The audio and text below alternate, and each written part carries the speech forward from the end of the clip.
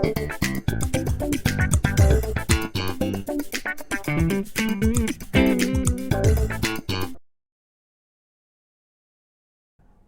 मेरे प्यारे अचीवर्स, कैसे हो तुम लोग। आज फिर तुम लोगों के सामने में आ गया एक और खूबसूरत टॉपिक को लेके। लास्ट वीडियो में तुमने क्या देखा था, बैलेंसिंग ऑफ रिडक्स रिएक्शन। और कौन सी मेथड में किया था हमने, balancing of redox reaction by ion electron method और हाफ रिएक्शन मेथड। और जैसे हमने बताया था, बैलेंसिंग ऑफ रिडक्स रिएक्शन के लिए हमारे पास दो मेथड है, और ऐसे नॉर्मल रिएक्शन को बैलेंस करने के लिए तीन मेथड है, जो कि फर्स्ट है hit and trial method, then ion electron method, third one is oxidation number method. Last video में हमने क्या देखा था, आयन इलेक्ट्रॉन मेथड। और आज के क्लास में हम क्या डिस्कस करने जा रहे हैं, ऑक्सीडेशन नंबर मेथड। और आज के क्लास ज़्यादा लंबा होने वाला नहीं है, ठीक है, क्योंकि कई सारे स्टेप्स है जो कि आयन इलेक्ट्रॉन मेथड और ऑक्सीडेशन नंबर मेथड में कॉमन है। कुछ स्टेप्स है इन बिटवीन, स्टार्टिंग के स्टेप्स और लास्ट के स्टेप्स कॉमन है, और इन बिटवीन कुछ स्टेप्स है जो कि डिफरेंट है आयन इलेक्ट्रॉन मेथड और ऑक्सीडेशन नंबर मेथड पे। ठीक है स्टूडेंट्स, तो अब चलते हैं क्या क्या स्टेप्स है डिस्कस करने के लिए। फर्स्ट याद करो, फर्स्ट स्टेप उसमें क्या था, in the first step we have to write the skeletal equation in the ionic form. Skeletal equation in the ionic form मैं दो तीन स्टेप डिस्कस कर लेता हूँ, फिर उसके बाद एक एग्जाम्पल लेंगे। और दूसरी चीज़, एक एग्जाम्पल जो कि हम ऑलरेडी आयन इलेक्ट्रॉन मेथड में डिस्कस किए थे, वही एग्जाम्पल हम इसमें डिस्कस करने वाले हैं। एक और डिफरेंट एग्जाम्पल डिस्कस करेंगे, ठीक। तो देखो उसमें भी वही है कि write down the skeletal equation in the ionic form, first था। Second, indicate the oxidation number of all the atoms in each compound in the skeletal equation, ये भी कॉमन था किसमें, दोनों में। और इग्नोर द एटम्स और groups in which there is no change in the oxidation number taking place, and now identify the atoms undergoing change in the oxidation number. मतलब जहाँ पे ऑक्सीडेशन नंबर में चेंज हो नहीं रहा है उसको इग्नोर करो, और जहाँ पे ऑक्सीडेशन नंबर में चेंज हो रहा है उस एटम को आइडेंटिफाई करो। और उसके बाद क्या था कि आइडेंटिफाई करने के बाद ये देखो कहाँ पर ऑक्सीडेशन हो रहा है, कहाँ पर रिडक्शन हो रहा है, ठीक। कहाँ पर इंक्रीज इन ऑक्सीडेशन नंबर हो रहा है, दैट इज ऑक्सीडेशन। कहाँ पर डिक्रीज इन ऑक्सीडेशन नंबर हो रहा है, दैट इज रिडक्शन। उसको आइडेंटिफाई करना है, ठीक है। तो ये स्टेप्स तीनों कॉमन है किसमें, आयन इलेक्ट्रॉन मेथड और ऑक्सीडेशन नंबर मेथड में, ठीक है। ये तीनों स्टेप कॉमन हो गए। चलो एक एग्जांपल जो उसमें लिए थे वही एग्जांपल से हम शुरू करते हैं।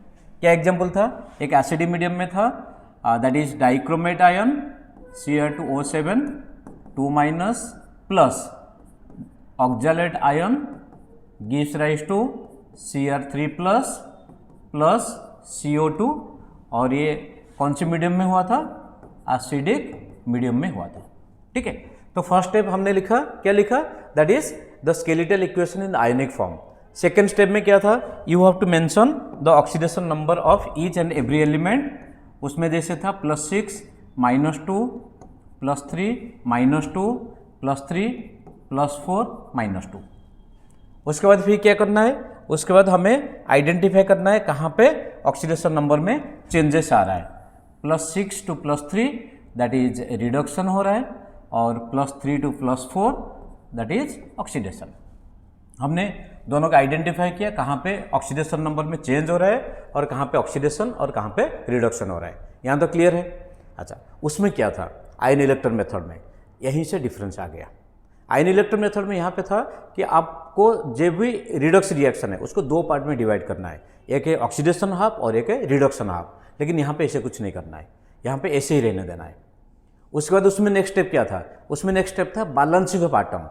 तो आपको हर कोई एटम को बैलेंस करना है एक्सेप्ट ऑक्सीजन और हाइड्रोजन। और ऑक्सीजन हाइड्रोजन में अगर कोई ऑक्सीडेशन नंबर में चेंज हो रहा है तो उनको भी बैलेंस करना जरूरी था। अब देखो इसमें बैलेंसिंग द एटम, देख रहे हो, बैलेंसिंग द एटम कैसे, balance the atoms other than oxygen and hydrogen in each half reaction. उसमें हाफ रिएक्शन था, लेकिन यहाँ पे हाफ रिएक्शन नहीं है, यहाँ पे each reaction individually if oxygen और hydrogen is the part of redox reaction then it needs to be balanced. उसमें जो था उसमें हाफ रिएक्शन में बैलेंस करना था, यहाँ पे ओवरऑल बैलेंस करना है, ठीक है।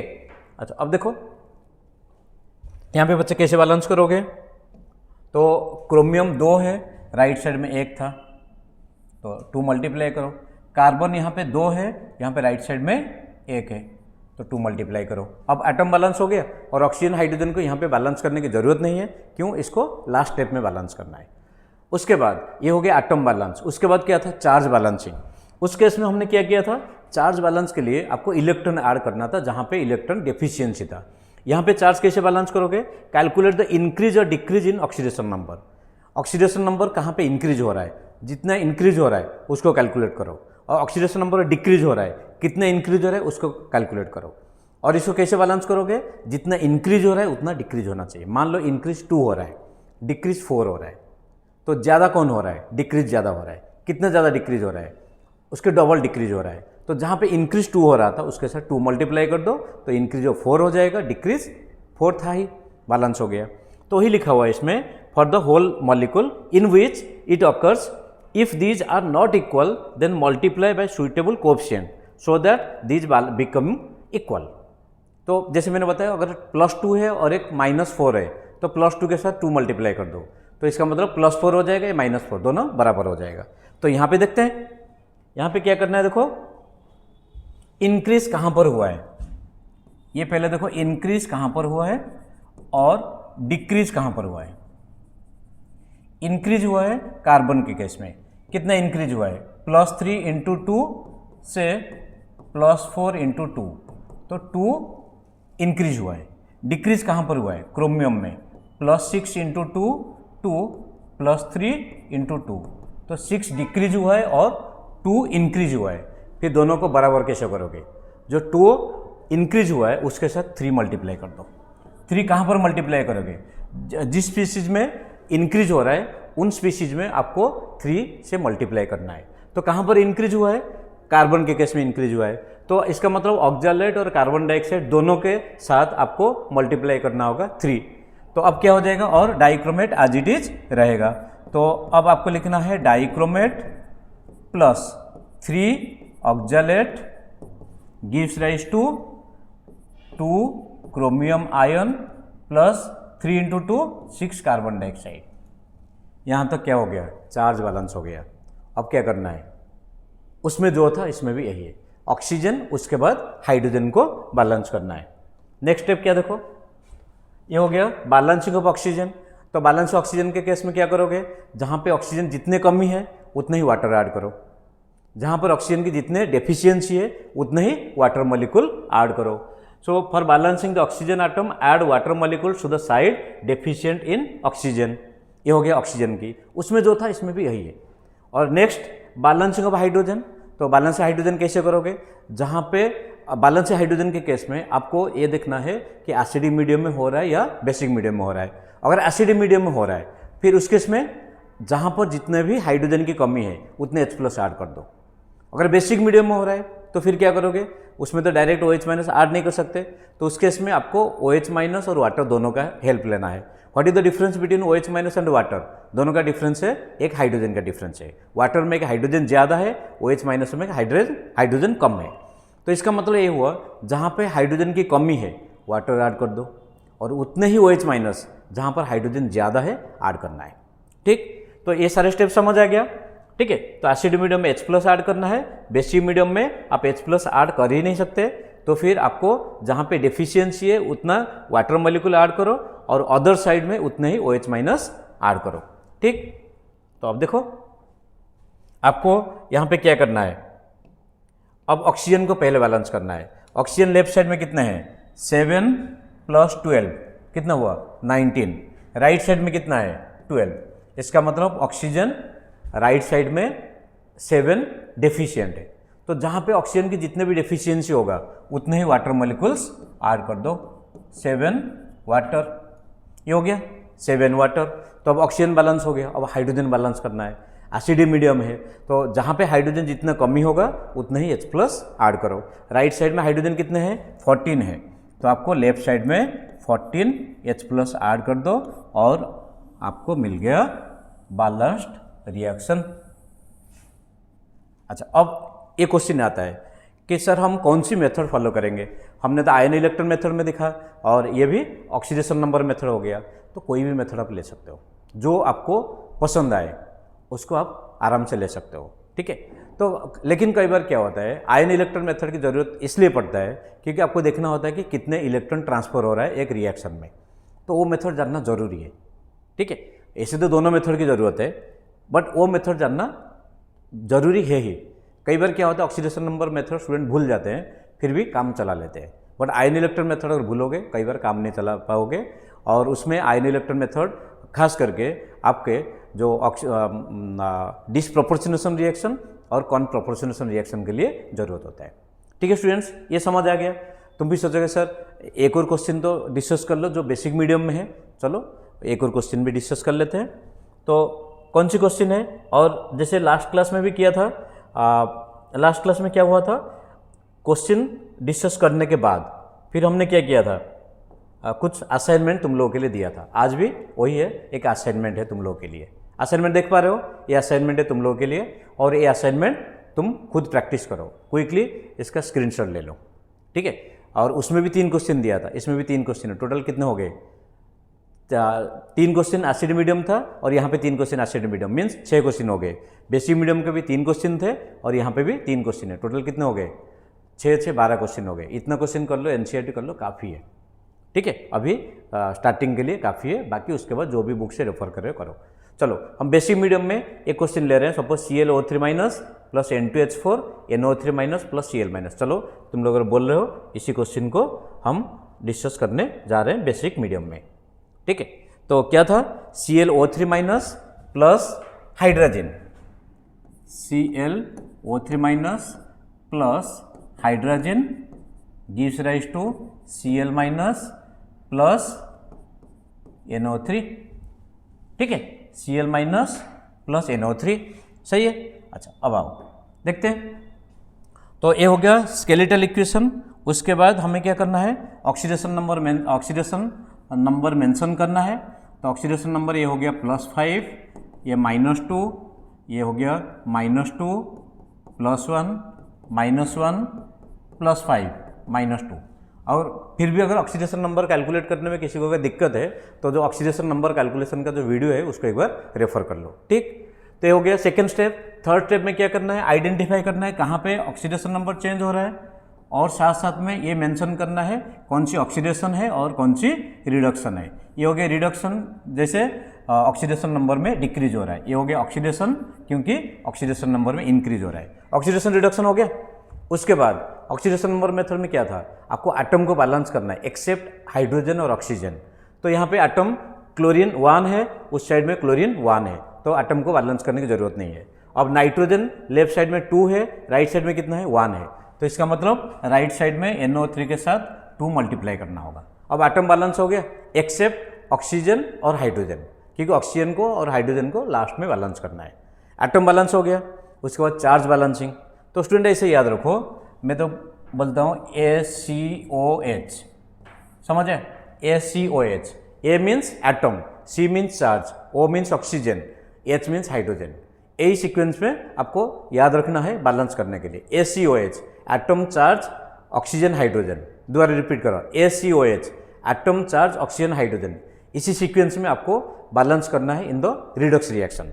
ठीक, अच्छा, तो एटम बैलेंस हो गया। चार्ज बैलेंस करना है। चार्ज बैलेंस के लिए आपको देखना है इंक्रीज कितना हो रहा है और डिक्रीज कितना हो रहा है, और दोनों को बराबर करना है। तो इंक्रीज कहाँ पर हो रहा है, इंक्रीज हो रहा है नाइट्रोजन के साथ, तो -2 × 2 से +5 × 2 कितना हो गया, 14 हो गया।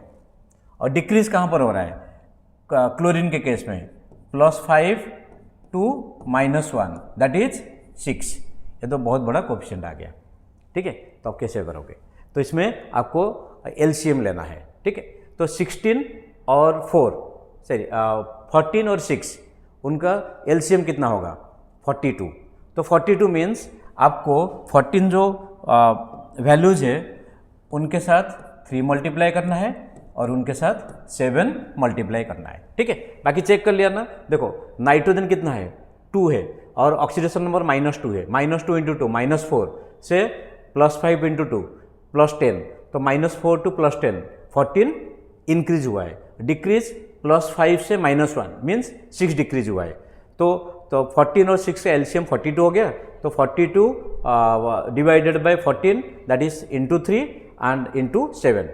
तो 3 किसके साथ मल्टीप्लाई करना है, नाइट्रोजन कंटेनिंग स्पीसीज के साथ, और 7 मल्टीप्लाई करना है क्लोरीन कंटेनिंग स्पीसीज के साथ। So 7 then it is 3 gives rise to 7 Cl minus plus ये हो गया 7 Cl minus plus 6 NO3 minus. यहाँ तक समझ आ गया? ये हो गया AC दोनों हो गया, एटम और चार्ज बैलेंस हो गया। अब क्या करना है, अब आपको ऑक्सीजन और हाइड्रोजन को बैलेंस करना है। तो ऑक्सीजन पहले बैलेंस करना है। ये कितना है, 7 × 3 21। इस साइड में कितना है, 18 है, 18 ऑक्सीजन है। तो इसका मतलब क्या करना होगा आपको, जहाँ पे ऑक्सीजन कम है तो 3 ऑक्सीजन कम है तो 3 वाटर आपने ऐड किया, हो गया ऑक्सीजन बैलेंस। अब लास्ट को किसको बैलेंस करना है, हाइड्रोजन, और ये बेसिक मीडियम है। तो जहाँ पे हाइड्रोजन की जितनी कमी है उतने वाटर ऐड करो, और जहाँ पर हाइड्रोजन ज़्यादा है उतने OH माइनस ऐड करो।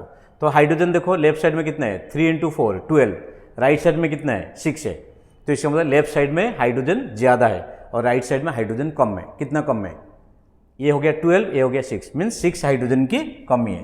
तो 6 वाटर ऐड कर दो, और यहाँ पर 6 OH माइनस, जहाँ पर हाइड्रोजन कम है वाटर, जहाँ पर हाइड्रोजन ज़्यादा है OH माइनस।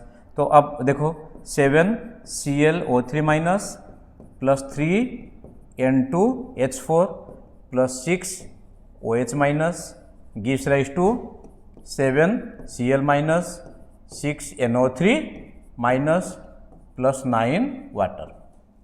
तो सिंपल चेक करने के लिए अब देखो नेगेटिव चार्ज कितना है लेफ्ट साइड में, -7 -6 -13, राइट साइड में -13। बाकी आटम चाहो आप चेक करके देख सकते हो बैलेंस है या नहीं है। ओके स्टूडेंट्स, समझ आया? तो ये हो गया आपका ऑक्सीडेशन नंबर मेथड में आप कैसे रिडक्स रिएक्शन को बैलेंस कर रहे हो। और पहले हम डिस्कस क्या किए थे, आयन इलेक्ट्रॉन मेथड में डिस्कस किए थे। ओके, तो दोबारा फिर जो पेज जहाँ पे कुछ क्वेश्चन है तुम लोग देख लो, तो उन क्वेश्चन को स्क्रीनशॉट फटाफट ले लो और उन क्वेश्चन को ट्राई करो। और दूसरा चीज़, ये जो क्वेश्चन है इसको आप चाहो तो आयन इलेक्ट्रॉन मेथड में भी बैलेंस करके चेक कर लेना। और जो भी जैसे यहाँ पे लिखा है HCl KMnO4, इनको आयनिक फॉर्म में कैसे लिखोगे, HCl के लिखोगे Cl माइनस, KMnO4 कैसे लिखोगे, परमैंगनेट MnO4 माइनस, इसी फॉर्म में लेके जो कि फर्स्ट स्टेप है स्केलेटल इक्वेशन, तब जाके आपको बैलेंस करना होगा। ओके स्टूडेंट्स, तो चलो मुझे भी खुशी हो रहा है कि तुम लोग मतलब वीडियो को देख के कुछ सीख रहे हो, कुछ स्टूडेंट मैसेज भी करते हो, कुछ स्टूडेंट उसमें कमेंट में भी लिखते हो, ये सुन के अच्छा लग रहा है। और भी अच्छा लगेगा अगर तुम लोग कमेंट में कुछ सजेशन दोगे कि नहीं ऐसे करने से और भी बेटर हो सकता है, क्योंकि परफेक्शन दुनिया में कुछ होता नहीं है। मेरा तो यही मानना है, परफेक्शन दुनिया में कुछ होता नहीं है। और मैं जो भी क्लास ले रहा हूँ, जो भी क्लास तुम्हारे लिए बना रहा हूँ, वीडियो बना रहा हूँ, मैं ये नहीं मानता कि ये परफेक्ट है, इसमें भी इम्प्रोवाइज़ करने का स्कोप है। ठीक है, तो तुम लोग को अगर लग रहा है कि कुछ बताने से अगर इम्प्रोवाइज हो सकता है तो ज़रूर बताओ, और तुम्हारे जो भी सजेशन रहेगा, so I am waiting for your suggestion and wishing all of you all the best for your bright future.